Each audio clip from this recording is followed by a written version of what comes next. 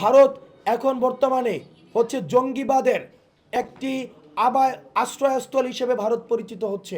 আমরা এই যে আমাদের উপরে হামলা হচ্ছে, এই হামলাতে আমরা ভীতু নয়। যে 626 জনকে এখন ভারতে সেফ হাউসে পাঠিয়ে দিয়েছেন, তাদেরকে জবাবদিহিতার আওতায় নিয়ে আসতে হবে। তারা হচ্ছে হাত মেলাচ্ছে এবং সমঝোতা করছে। আমরা তাদেরকে স্পষ্ট ভাষায় বলতে চাই, এই গণ অভ্যুত্থানের শক্তি আমাদেরকে যারা আপনারা সামনে থেকে দেখতে পাচ্ছেন, আমরা আপোষ ছেড়ে সংগ্রামের পথ বেছে নিয়েছিলাম।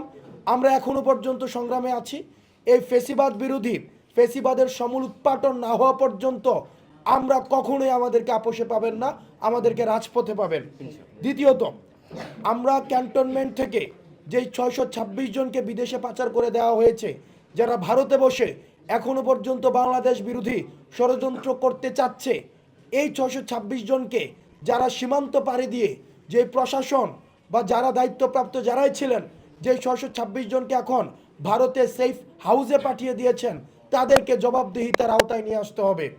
তাদেরকে প্রশ্নের আওতায় নিয়ে আসতে হবে, তারা কি কারণে এই 626 জনকে বিচারের সম্মুখীন না করে তারা ভারতে পাঠিয়ে দিয়েছে। এবং আমরা ভারতকে বলতে চাই, ভারত এখন বর্তমানে হচ্ছে জঙ্গিবাদের একটি আশ্রয়স্থল হিসেবে ভারত পরিচিত হচ্ছে। ভারত জঙ্গিবাদকে পৃষ্ঠপোষকতা দিচ্ছে। Bharat house of terror, house of mafia হিসেবে ভারত পরিচিত হচ্ছে। আপনারা দেখবেন বাংলাদেশে যাদেরকে নিষিদ্ধ করা হয়েছে, যাদেরকে জঙ্গি হিসেবে নিষিদ্ধ করা হয়েছে, ভারত তাদেরকে আশ্রয় দিচ্ছে। সুতরাং এই ভারত যাদেরকে আশ্রয় দিচ্ছে তাদেরকে আমরা জঙ্গি হিসাবে দেখি। এবং যেহেতু এই জঙ্গিরা বাংলাদেশের সার্বভৌমত্ব এবং অখণ্ডতার প্রতি হুমকি হিসেবে তারা বিবেচিত হয়, সুতরাং ভারত যদি জঙ্গিদেরকে আশ্রয় দেয়, তাদেরকে পৃষ্ঠপোষকতা করে, তাদেরকে অর্থায়ন করে, তাদেরকে ডিপ্লোম্যাটিকভাবে ফেসিলিটেট করে, তাহলে ভারতের সাথে আমাদের পরবর্তী যে সম্পর্কটি, এই সম্পর্কটি কিন্তু প্রশ্নবিদ্ধ হবে।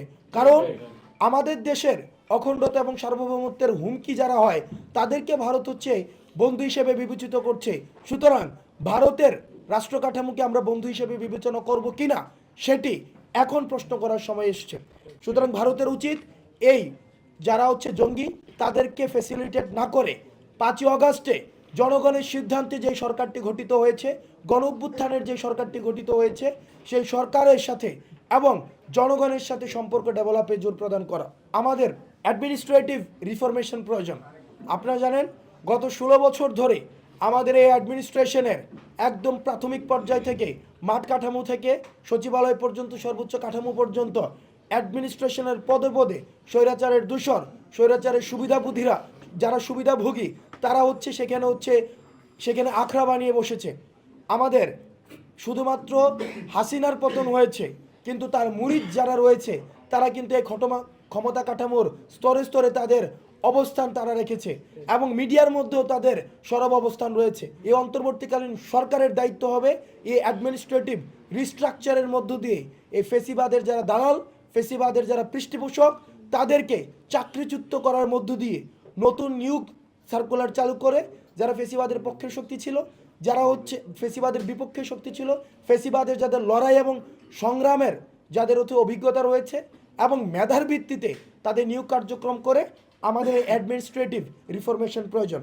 আমরা এই যে আমাদের উপরে হামলা হচ্ছে, এই হামলাতে আমরা ভীতু নয়। আমাদেরকে মারা যায় না, শহীদরা কখনোই মৃত নয় এবং শহীদদেরকে কখনোই মারা যায় না। আমরা কাফনের কাপড় পরে রাস্তায় নেমেছি। সুতরাং বিদেশি ষড়যন্ত্র এবং দেশীয় ষড়যন্ত্র আপনারা যদি মনে করে থাকেন, হাসনাত সার্জিস থেকে শুরু করে আমাদের এই আসিফ নাইক থেকে শুরু করে আমাদের সবাইকে আপনারা মেরে ফেলবেন, লক্ষ আসিফ রাস্তায় দাঁড়াবে, লক্ষ সার্জিস রাস্তায় দাঁড়াবে। আপনি একটা হাসনাতকে হয়তো রাস্তা থেকে আপনি হচ্ছে একটা মায়ের হচ্ছে কুল খালি করে দিতে পারবেন, কিন্তু লক্ষ লক্ষ হাসনাত এখন দাঁড়িয়ে আছে।